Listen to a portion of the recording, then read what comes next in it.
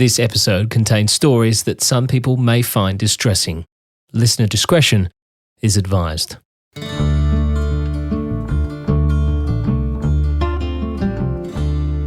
William Holbert, also known as Wild Bill, currently resides in prison in Panama, a prison that is overcrowded and violence that is on another level.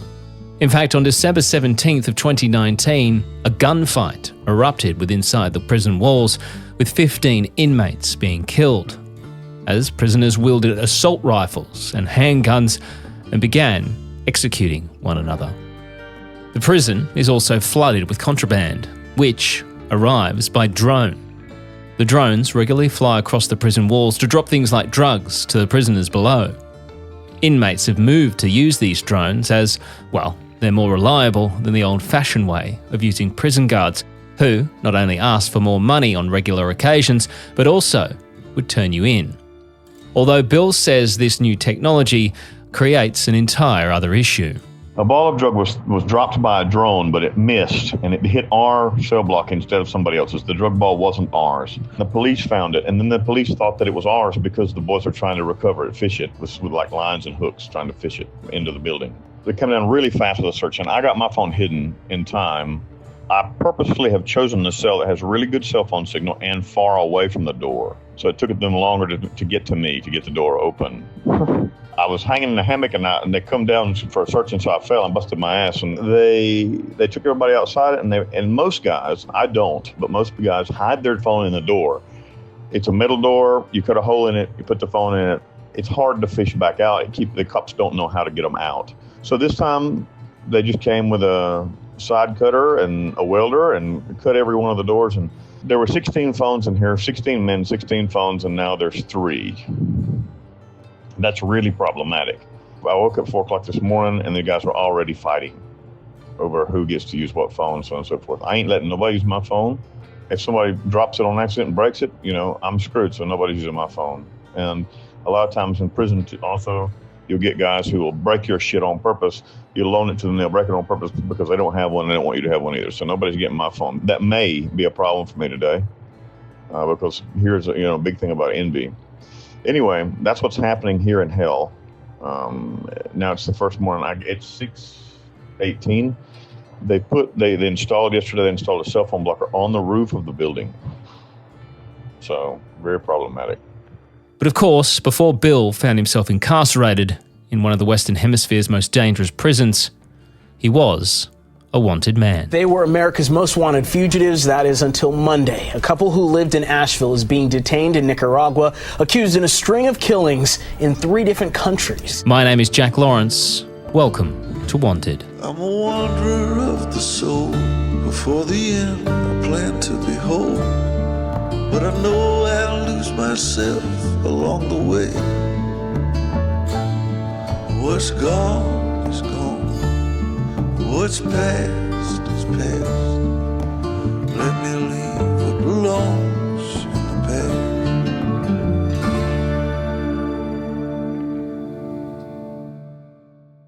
So as we know from our previous episode, Bill has left the US and is living in Costa Rica with 3 Italian bank robbers, when he meets a man who runs a trafficking business or a coyote smuggling operation and gives Bill a job. Yeah, coyote refers to a man who helps people cross borders illegally.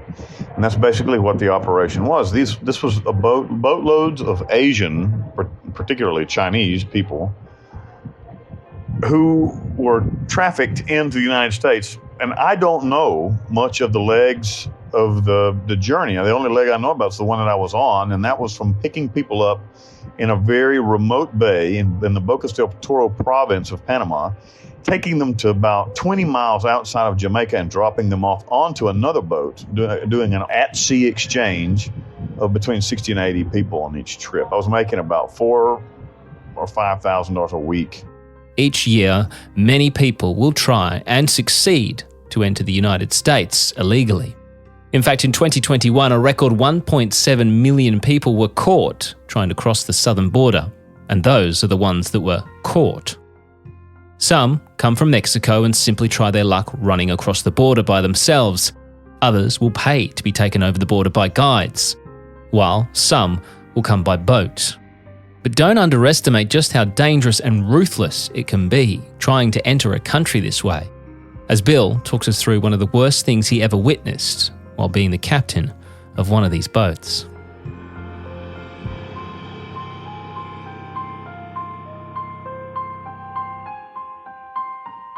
On those journeys, the organization would give me a security. So it would be me and the other person. I had like a loaded 6-shot Smith & Wesson revolver, and so did he, and between 60 and 80 people. And then I would take them just outside Jamaica and tie up on the open ocean to another boat where they would jump across, and the Jamaicans would count them and then carry them on. That's all I know about the leg. Now, I assume that from Jamaica they would either go to Florida or Texas, or maybe even Alabama, but somewhere in the Gulf of Mexico, I'm sure, is the way that they would go from there and then on. One thing that happened, remember, these are like clients. They're not exactly treated as well as like if you're flying US Air or going on a Carnival cruise, but they're still clients. They're still people who have paid money to be smuggled in, and so they're not to be mistreated. And even though they're not to be mistreated, oftentimes that they were, mistreated. And anyway, I tried to run my operation very professionally and run it as if I was a captain of a tourism boat. I was nice to everybody, tried to make sure, because the trip was about a 350-mile one-way, 700-mile round trip, and it took about 4 days, because you're in a boat that runs about 11 or 12 knots, nautical miles, which is like 14 miles an hour. So it takes a long time to get there and get back. We go to sea 2 days, day and night later, we're there in Jamaica dropping people off. We pull up beside the Jamaican boat, but the seas are very heavy on the Caribbean that day. We're about 15-foot seas, which isn't very high for the Atlantic, but for the Caribbean, that's really high. It's really high seas. The swells are about 15 feet. And so we tie it up together. But when we tie it together, we put little bumpers in between the boats. But in this case, when there's so much swells, you have to give a little leeway with the rope. If you don't, the boats will capsize. So you have to give them a little leeway, and they bump together. So when we were doing the count, the Jamaicans are counting the people as they jump across. The beautiful little girl jumped up. There was like maybe 30 passengers left, and maybe she was like number 50 going across. And when she jumped up on the gunwale of the boat, she slipped, and one of her feet fell in between the boats, and they closed on it, and it broke her leg. But I don't know, when I say it broke her leg, I mean it broke it so damn bad that the bones were sticking out of the skin below the knee. And she's screaming bloody murder, and the Jamaicans just pull her up into the boat, blood everywhere, and I was like, oh my God. So we finished the count, and I didn't really know what to do, so we left her with the Jamaicans. And I was trolling the boat around, turning the boat around, trolling it around, and I heard a gunshot. And I looked over, and then I saw them throw her into the water.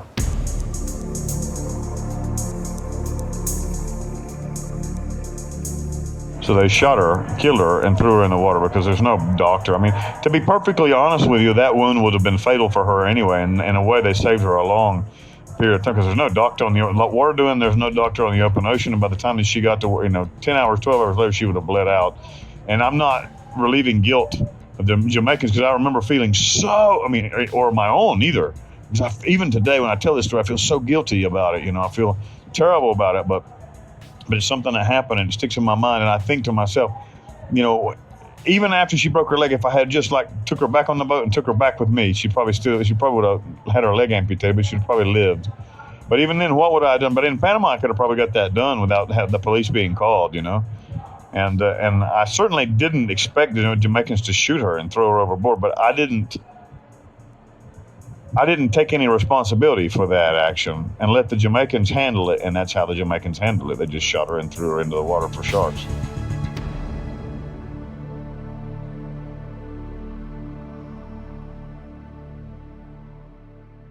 It would be while working this job that Bill says he would take a man's life for the very first time in self-defense. As I mentioned earlier, they give you a security. The organization gives us a security because, 80 people are too much for a captain to manage by himself. And so I got a deckhand who's also doubles as security, but they gave me this humongous man, American man, who was a fugitive from the United States. And I won't say his name.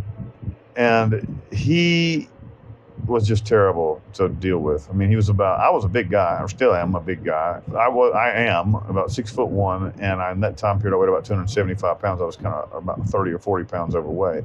But I boxed a lot, and I lifted weights a lot, and I was, fairly athletic. And the other man was about 6'6" and probably weighed 350 pounds, and he was kind of just a blob, But he was a huge man. And he would do terrible things. Like I said, he would touch the girls. He would fight with the passengers. He was like the opposite of keeping order. He was like creating problems all the time. And so we'd been on a particularly difficult trip. And when I got back, we were floating in the harbor waiting on the boss man to come and pay us and take charge of the boat. And I was floating in the harbor on Bocas del Toro on the East Harbor. And it's like 3 o'clock in the morning, and the guy's like drinking beer and doing cocaine. And I'm like, man, we're working, dude. There are harbor cops all over the place here. What are you doing? And he's like, what? And I'm like, and I just snapped. And I told him the truth. I said, you're the most unprofessional idiot that I've ever worked with in my life. And this is the last time I'm going to work with you. If they try to send me back out with you, I'm just not going to go. He became offended and started to scream at me. And I said, well, no, this is why. Look at you. You're a slob. You're fucking worthless. So he became really offended and came to try to hit me. And I wore him out. I gave him, about a 4-punch combination and set him on his big fat ass. And I thought, well, good, that's handled, but it wasn't handled at all. And he began to do cocaine and began to speak to himself. And he said things like, I can't believe that I let that fucking idiot treat me like that. And so then I started trying to hey, man, just be cool. We're getting ready to get paid. Forgive me. I was stressed out. I said things I shouldn't say. But he was like, go on now. So he comes back and tries to tackle me. And I moved to step out of the way, but I slipped. And the deck was wet, and I slipped. And I fell back on my back, and he fell on top of me. And he's trying to hit me, but I'm covering well. He's not hitting me at all. But I got 350 pounds of lard ass laying on me, and I'm like, I can't get out from under this guy. So I reached back with my right hand, and I found something on the deck. I don't know, it was something in my hand, and I grabbed it and I smashed it over his head. And what it was a boat anchor. And when I hit him with it, it just opened his head like a can of tuna. And all these brains and blood and shit comes pouring out, and he's dead. He don't even move. He don't even flop. He's dead as shit. Bill's now floating just off the harbour at 3 o'clock in the morning on a people-smuggling boat with a dead man. To say he was in a really bad spot is an understatement. He says he was terrified. He just killed a guy and had no intention of doing so. But he stays put until he would see the flashing lights of a vehicle at the dock. It's the boss. So I pull up to the dock, and I covered up the body with a blue tarp that it was in the boat, and I was just covered in brains and blood and shit, So the boss man walks out with a flashlight, and he's like, what the hell? What happened to you? Are you shot? He asked me. And I said, no. I said, but we have a problem. I said, we have a problem. And he said, what? And I showed him. I opened up the tarp. And he's like, no. We don't have a problem. You got a problem. And he hands me my money and the money of the other guy too, wrapped up. And he said, I came here, I saw both of you, I paid both of you, I'm going home, I don't know anything else about nothing. And left me there with the body. So I disposed of the body. Let's just leave it there.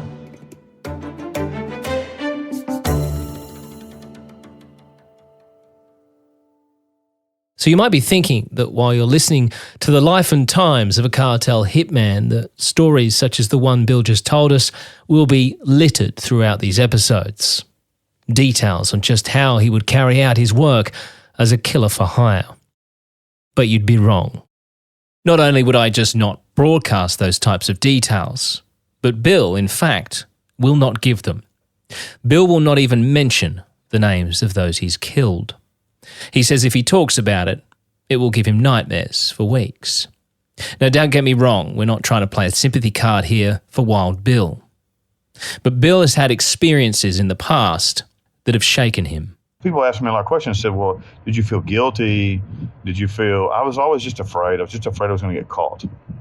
I mean, it's not something I wanted to do, and I didn't have really time to feel bad for him. Now, I didn't really feel, I won't lie, in that time of my life, I didn't really feel bad for him at all. I just didn't want to get caught. But this is odd, and there's two things that happened to me, and there are things that I'm not insane. I'm not a person that handles stress in a bad way. I don't see things that are not there. I have never in my life experienced a vision or something that I thought, nothing. I'm a very, very by the book, very level-headed man. I'm a Virgo, for God's sakes. I'm calculated. And this happened. I laid down that evening with my girlfriend in the bed, and I tried to sleep. I couldn't sleep.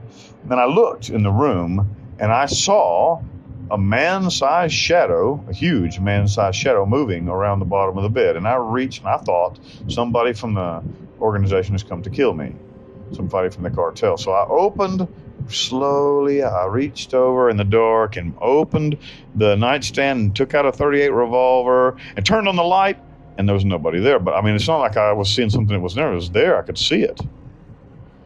And then when I turned on the light, there was nothing there. And so the next day, I don't know, maybe 2 or 3 days later, I was cooking in the kitchen. And out of the corner of my eye, I saw the man that I killed, dressed just like he was dressed the last time I saw him. I saw him. He was in the room with me. And there's not like, I'm not bullshitting. I mean, he was there. It wasn't like he was there for just the briefest, I saw him. He was there for like 2 seconds.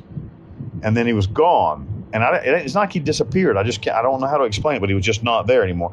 And I called his name and I said, "Get the fuck out of my house. I didn't want to kill you, you stupid bastard. You brought on your own death." That's what I said. And I felt a relief, and I never saw or heard anything from him again.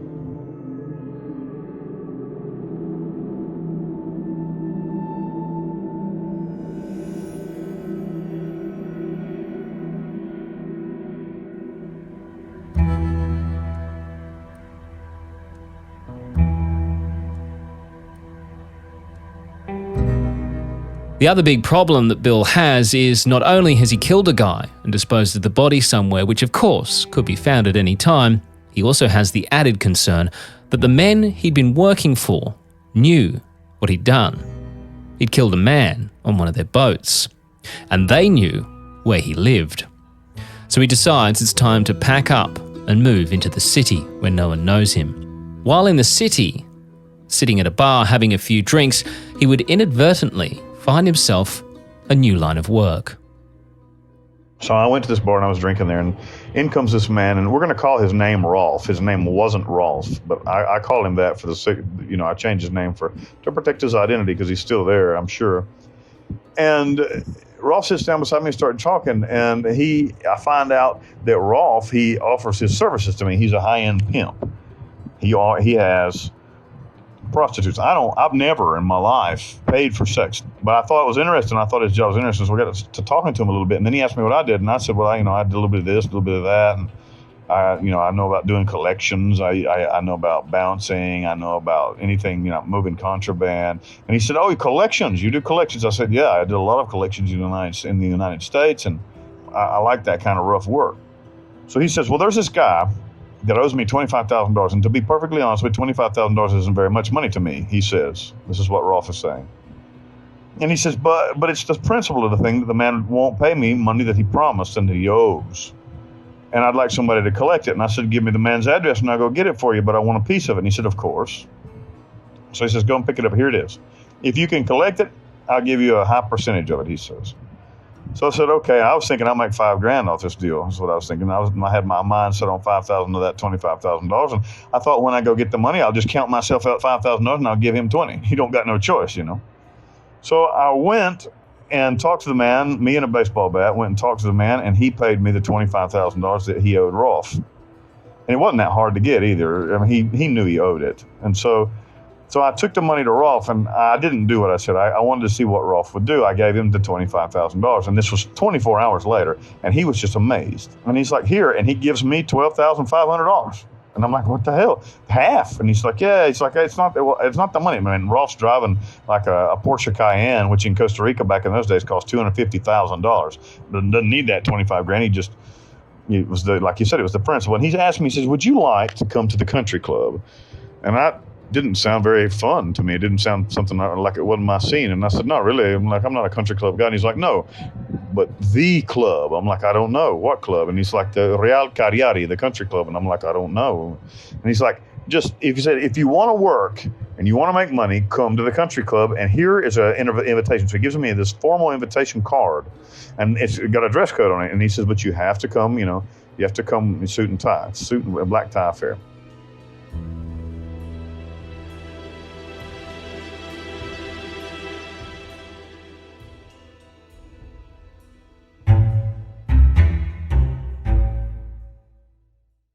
Bill hires himself a suit for his first black tie event with the Costa Rican elite as he heads off to the country club.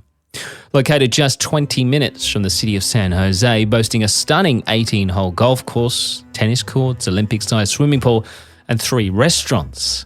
However, it's not the wonderful amenities that Bill was looking for. As he signs himself in and instantly spots his German friend Rolf, who's quick to make some introductions.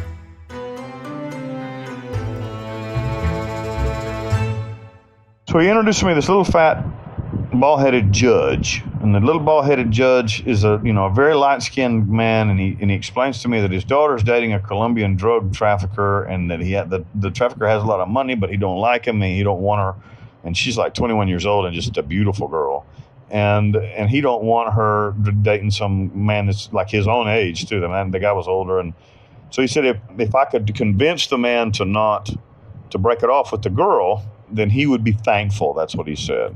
I didn't think I was going to make any money off of it. I just looked at it as an opportunity to get in with that crowd, and who was very snooty to me. They looked at me like I didn't belong there, even though I was dressed well and I'm an American, which also is a big deal. Being an American is a big deal there, because in Latin America, gringos are like the best thing you can be. But they looked at me like they were old money, and they looked at me kind of bad. But anyway, so I went and I saw the guy, and again took my baseball bat, and after quite a bit of convincing, he called the girl and broke it off. And I warned him that he better not change his mind, and so on and so forth. And so I left from there. And so I went back on, I remember it being a Thursday. I went back to the meeting on a Thursday, the snooty meeting there that they have. They call it a black tie social. So I went back to the black tie social at 3:00 in the afternoon, and I walked in, signed in again on the same visitor's pass, and the little judge jumps up from one side of the room. The room's very large. It's a very large room. It's probably 100 people there. He jumps up from one side of the room and he says, "Mi amigo, my friend." And he comes running from one side, and everybody stops what they're doing to look. And he jumps up and gives me this big hug, pulls me down, to the ground. And he says, thank you, saved my family. And I said, so you're happy with the result? And he said, yes. He said, my daughter's sad, but she'll get over it. And exactly what I wanted to happen. I'm so thankful. And he said, and I have something for you. And he reaches into his inner coat pocket and he pulls out an envelope. And so I didn't count it. I said, thank you very much, Judge. And put it in my hand. So he goes around, he introduces me to everybody. This is my friend. He solves problems, he says. So like everybody's getting my phone number, and now I'm getting loose. I'm drinking a little bit and getting loose, and starting to be like the real Wild Bill there. Bill begins to mingle, have a little fun, and make some new connections, picking up a few jobs as he works the room. But it's not until he finally leaves the black tie event and heads back to his car that he discovers just how lucrative his new job really is. I went back to my car and I took the envelope out and I looked, there was $45,000 in the envelope. Like, holy shit. And so in about 3 weeks' time, I'd done 4 or 5 jobs. And in 3 weeks' time, I was living in a villa on the 17th green, looking straight at the green. We had a country club, which is the most exclusive country club in all Costa Rica, maybe all Latin America, or all Central America for sure. The most exclusive body of human beings, club of human beings in all of Costa Rica, Panama, Nicaragua, Honduras, El Salvador, Belize, Guatemala. So like a real swanky place. And I was living the high life. I lived there for 8 months, and I had the best life. You get up in the morning, go for a little walk in the neighborhood. It's a gated neighborhood. You couldn't get in without having a pass on your car. Security guards everywhere. The president has a villa there. I'm living the big life. I kept having to replace windows though, because the golfers would break the windows of the little condo. So apart from having to continuously repair windows, Bill's living the high life in his new home with his new job. But where Wild Bill goes, trouble's not far behind. And it isn't long before he's on the move again. My contact at the OIJ, which is like the Costa Rican version of the FBI, called me and said, hey man, they've issued a warrant for your arrest. You gotta get the fuck out of here. Next time on Wanted. I'm a wanderer of the soul. Before the end, I plan to behold. but I know I'll lose myself along the way. What's gone is gone, what's past is past. Let me leave what belongs in the past.